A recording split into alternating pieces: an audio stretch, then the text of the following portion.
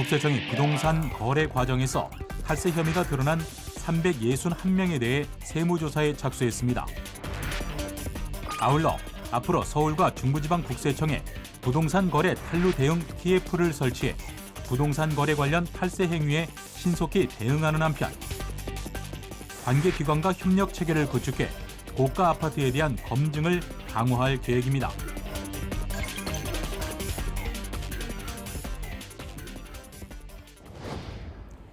국세청이 지난해 하반기 국지적 과열 징후를 보였던 대도시 지역의 고가 아파트 거래 자료를 검증한 결과 변칙적 거래를 통한 탈루 혐의를 다수 발견했는데요.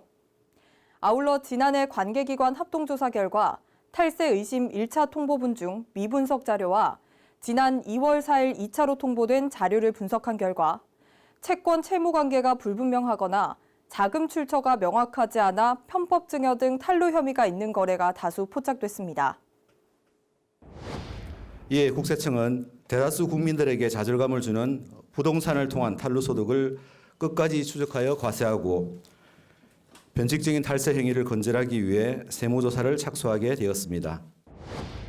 국세청은 관계기관 합동조사 결과 1, 2차에 걸쳐 통보된 탈세 의심 자료와 지난해 과열 양상을 보였던 대도시 지역의 고가 아파트 취득자를 비롯해 고액 전세입자에 대한 자금 출처를 심층 분석해 부동산 거래 과정에서 편법 증여 혐의가 있는 자 등 탈루 혐의가 명백한 자를 조사 대상자로 선정했는데요.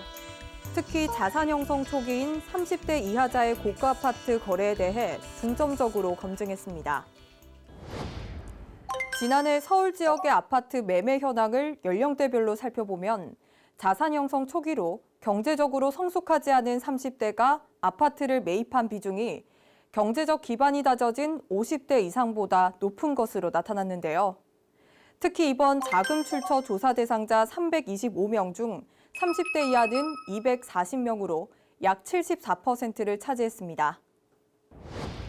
또한 국세청은 고액 전세금은 자금 조달 계획서 제출 대상이 아니고 편법 증여받은 전세금은 다른 부동산 취득 시 자금 원천으로 사용될 가능성이 큰 만큼 이번 조사에서 고액 전세입자에 대해 연령과 소득, 지출 내역을 종합적으로 분석해 자금 출처가 명확하지 않은 탈루 혐의자 51명을 조사 대상자로 선정했다고 밝혔는데요.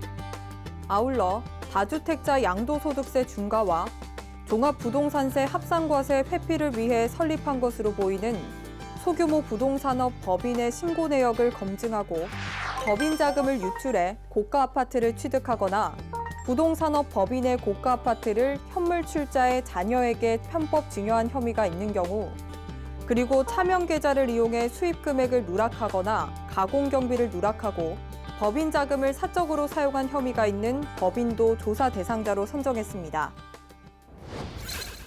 국세청이 관계기관에서 통보된 자료의 자금 조달 계획서를 검토한 결과 1차와 마찬가지로 2차도 여전히 차입금 비중이 69%로 매우 높은 것으로 나타났는데요.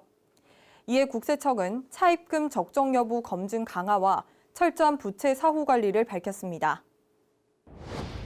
따라서 차입금을 기반으로 고가 아파트를 취득하거나 전세로 입주한 경우에는 차입을 가장한 증여인지 여부에 대하여 검증을 강화하고 향후 차입금을 상환할 때까지의 전 과정을 철저히 사후 관리할 계획입니다. 특히 소득 대비 과다한 부동산을 보유하고 있는 경우에는 금융조사를 통해 조사 대상 기간 중 취득한 전체 보유 재산의 자금 원천을 추적하고 필요시 부모의 자금 조성 경위는 물론 취득자금 원천이 사업자금의 유출에서 비롯된 혐의가 있는 경우에는 해당 사업체까지 조사 대상을 확대할 계획인데요. 고가 아파트 거래가 많은 서울 및 중부지방국세청 조사국에 변칙 부동산 거래 탈루 대응 TF를 설치 운영하여 수도권 부동산 거래 관련 탈세 행위에 신속하게 대응하고 향후 부동산 시장 동향에 따라 나머지 5개 지방국세청으로 확대하는 방안을 적극적으로 검토하겠습니다.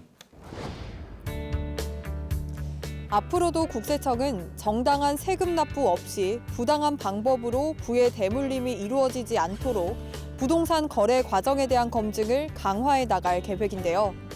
여러분도 성실신고가 최선의 절세라는 인식하에 성실하게 납세 의무를 다해 주시기 바랍니다.